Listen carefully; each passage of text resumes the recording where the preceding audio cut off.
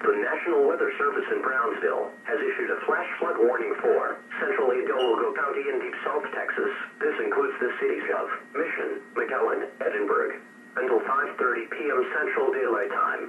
At 3:16 p.m. Central Daylight Time, National Weather Service meteorologists indicated torrential rain of 2 to 3 inches per hour from thunderstorms over central Hidalgo County from near Palmview to near Edinburg.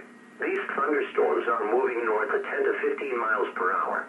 Runoff from this excessive rainfall will cause flash flooding to occur. Other locations that will experience flooding include Alton, Lahoma, McAllen-Miller International Airport, Palmhurst, Palmview, and West Sharyland. Don't become a statistic. Turn around, don't drown.